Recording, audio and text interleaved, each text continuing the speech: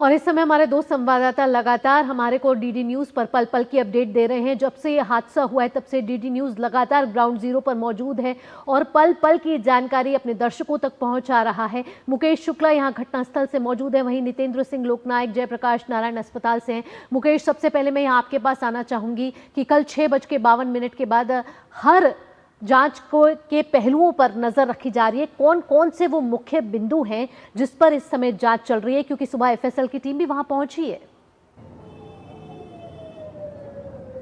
बिल्कुल कृतिका, देखिए कल से जांच आगे बढ़ रही है। यहाँ पर एनआईए की टीम ने भी विजिट किया, दिल्ली पुलिस ने भी किया, क्राइम ब्रांच स्पेशल सेल, तमाम बड़ी जो टीमें थी वो यहाँ पर आई हैं और अभी फॉरेंसिक की टीम भी यहाँ पर मौजूद है, क्योंकि जहाँ तहाँ जो भी उनको एविडेंस मिल रहे हैं उनको कलेक्ट किया जा रहा है। और साथ ही साथ देखिए अभी जो इसमें एक नया ट्विस्ट आया है, जिसमें सीसीटीवी फुटेज जो हमने दिखाई है, एक्सक्लूसिव वो फुटेज हमारे पास। और वहाँ पर बदरपुर से जब ये टोल पे पर्ची कटा करके ड्राइवर आता है दिल्ली की तरफ, तो केवल एक व्यक्ति होता है और उसके बाद ये गाड़ी यहाँ लाल किले की पार्किंग में 3 से 4 घंटे तक खड़ी रहती है। और उसके बाद इनमें कुछ लोगों को और शामिल किया जाता है, वो बैठते हैं और फिर गाड़ी बाहर लेकर के आई जाती है और उसके बाद एक जोरदार धमाका होता है, जिसके बाद अफरा तफरी का माहौल बच जाता है। यानी ये तमाम चीज़ें जांच करने की कोशिश करी है। कुछ अधिकारियों से हमने बात करने की कोशिश करी तो उन्होंने बताया कि जो गाड़ी का ड्राइवर था बुरी तरह से क्षतिग्रस्त हो गया था और पूरे गाड़ी के जो परखच्चे थे वो उड़ चुके थे। और उसके साथ साथ वो ये भी एविडेंस कलेक्ट करने की कोशिश करें कि इसके तार जम्मू कश्मीर से, पुलवामा से लेकर के और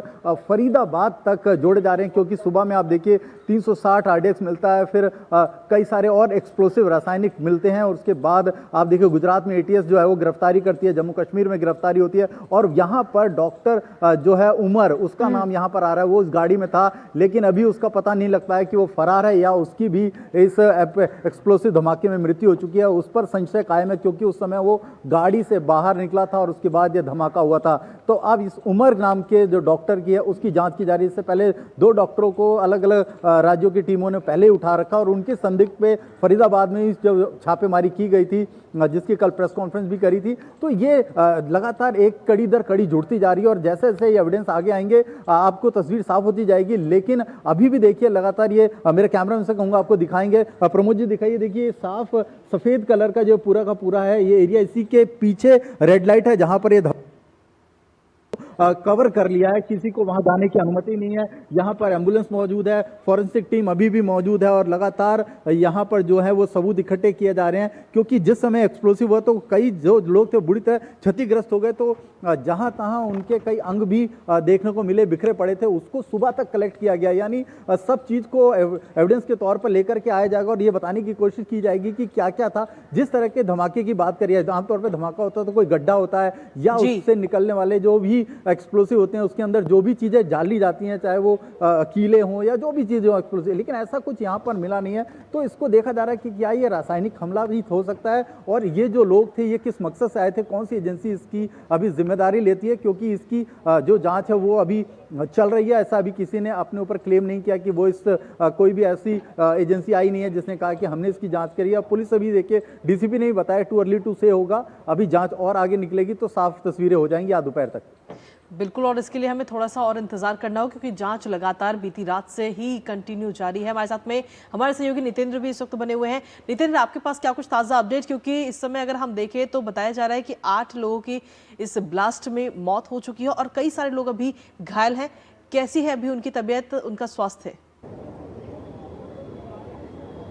देखिए जो 20 लोग घायल हैं उनकी सेहत ठीक है, धीरे धीरे ठीक हो रहा है। और सबसे बड़ी बात है कि जो परिजन हैं वो अब अस्पताल में आ चुके हैं, क्योंकि जैसे जैसे लोगों को पता चला, उनके परिजन जब घर नहीं आए तो उन्होंने हेल्पलाइन जो दिल्ली पुलिस ने जारी किया था, अस्पताल का भी हेल्पलाइन जारी किया था, तो लोगों ने बात किया। बातचीत के बाद उनको जब पता चला तो वो यहाँ पर अस्पताल के बाहर हैं। अभी मेरे परिजन से बात हुई, उनका एक भाई घायल है, तो एक छोटे भाई उनका आया है और वो जाकर के मिल रहा है, अस्पताल प्रशासन मिलने दे रहा है उनको। तो इस तरीके से जब परिवार के सदस्य घायलों से मिल रहे हैं तो उनको एक हौसला बढ़ रहा है कि चलो कम से कम वो अपने परिजन को देख पा रहे हैं। तो इस तरीके की व्यवस्था की गई है। अस्पताल और सरकार की पहली प्राथमिकता है कि जो लोग भी घायल हैं उनका समुचित और बेहतर इलाज हो। एम्स के डॉक्टर से भी संपर्क किया गया है, जो बर्न एंड प्लास्टिक विभाग है उसके डॉक्टरों को भी अलर्ट पे रखा गया था। कल भी और आज भी मेरी बात हुई तो उन्होंने कहा कि हमें अलर्ट पे रखा गया है। इसके पीछे मकसद यह है कि सरकार ये चाहती है कि विशेषज्ञों की टीम मॉनिटर करे, ताकि चूँकि ये बर्न का केस है, बर्न के केस में कई बार सीवियर स्थिति हो जाती है, तो कोई इलाज में कसर न छूटे, इसकी यहाँ व्यवस्था की गई। क्योंकि कल गृह मंत्री खुद यहाँ पर आए थे, सबसे पहले वो घायलों से मिलने आए थे। प्रधानमंत्री अभी का जो एक्स पर पोस्ट था, उन्होंने भी कहा था कि जो घायल हैं उनकी बेहतर इलाज की व्यवस्था की जाए। तो सरकार की पूरी कोशिश है कि किस तरह कोई कमी ना हो। रहा सवाल कि जो 8 लोग मृतक हैं उनकी शिनाख्त की जा रही है धीरे धीरे, चूँकि इसकी एक प्रक्रिया है, हो सकता है कुछ लोगों की डीएनए टेस्ट भी हो, उसकी प्रक्रिया जारी है। और जैसे जैसे शिनाख्त होती जाएगी शवों की, वैसे वैसे परिजनों को एक जो औपचारिक प्रक्रिया है सरकार की अस्पताल की, उसको पूरा करने के बाद सौंपा जाएगा। लेकिन पहली प्राथमिकता में देखिए कि लोक कल्याण का अस्पताल है, इसी के इमरजेंसी में घायल अभी भर्ती हैं, उनको बहुत ही गहन चिकित्सा में रखा गया है, काफ़ी केयर किया जा रहा है। पहली प्राथमिकता है कि घायल बेहतर हो, स्वस्थ हो और अपने परिजनों से मिलकर के कम से कम जल्द से जल्द उनको अस्पताल से डिस्चार्ज किया जाए। नितेंद्र और मुकेश, आप हमारे साथ जुड़े रहिए। मुकेश, जब हम ब्रेक के बाद लौटेंगे तो जांच के और कुछ पहलुओं पर भी बात करेंगे। रुक रहे हैं यहाँ छोटे से ब्रेक के लिए, जल्द हाजिर होते हैं। अब आया असली स्वाद। अब आया स्वाद। जब स्वाद के बड़े हो लाले तो MDH का चंकी चाट मसाला डालें। MDH का चंकी चाट मसाला। MDH। ओ हरी भैया, अरे वाह, खेतों में कौन सी फसल लगाए हो? 12 महीने कमा कर दे ऐसी फसल। क्या? मैंने नया व्यवसाय शुरू किया है। उसके लिए पैसे? इसमें किसी निवेश की जरूरत ही नहीं। अच्छा, मुखिया जी। अरे मुखिया जी, नमस्ते। अरे हरी, कब आ रहे हो? आप बस चलिए, मैं पहुंचता हूं। अब मैं LIC एजेंट हूं। LIC एजेंट बनो, अब बड़ा सोचो। हमारी वेबसाइट पर जाएं या अपनी नजदीकी LIC शाखा से संपर्क करें। मेरी पसंद, मेरी पसंद, मेरी पसंद, मेरी पसंद, हमारी पसंद। हम सबकी पसंद। मजबूत देश का मजबूत सरिया हो गया स्टील। कौन है जो जोड़े देश को? विकसित भारत का विकसित भारत।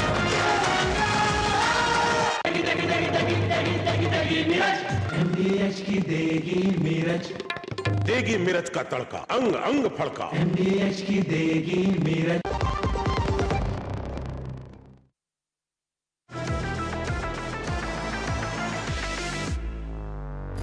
ये है डीडी न्यूज का साइबर अपराध के खिलाफ हल्ला बोल। Digital arrest, sextortion, financial frauds, cyber bullying, तमाम मुद्दों पर आपको जागरूक करते हुए आपको रख रहा है इन साइबर अपराधियों से एक कदम आगे। देखिए मेरे साथ साइबर अलर्ट हर शनिवार रात 10 बजे सिर्फ डीडी न्यूज पर। जिंदगी एक गणित है और भविष्य एक कैलकुलेशन। देखते तो हम बहुत कुछ है, लेकिन सच कितना जानते हैं? इसी सच को हम आपके लिए डीकोड करेंगे।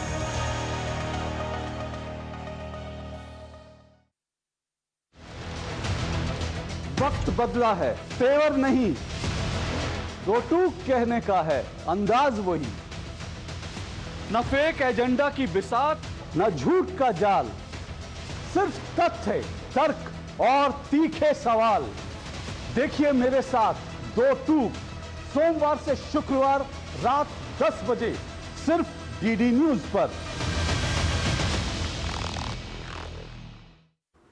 ब्रेक के बाद आपका स्वागत है। आप देख रहे हैं नया सवेरा और हम आपको पल पल की अपडेट दे रहे हैं दिल्ली कार धमाके से जुड़ी हुई, जो कल 6:52 पर यह हादसा हुआ है और उसके बाद जांच तफ्तीश के साथ यहां आगे बढ़ रही है। साथ ही जो LNJP में घायल पेशेंट्स हैं उनका भी इलाज लगातार चल रहा है। और हमारे साथ नितेंद्र लगातार कल से ही LNJP अस्पताल के बाहर से हमें रिपोर्टिंग कर रहे हैं। नितेंद्र, जिस तरीके से आपने बताया कि इस समय घायलों का इलाज चल रहा है, वहीं मृतकों की शिनाख्त भी बहुत ज़रूरी है।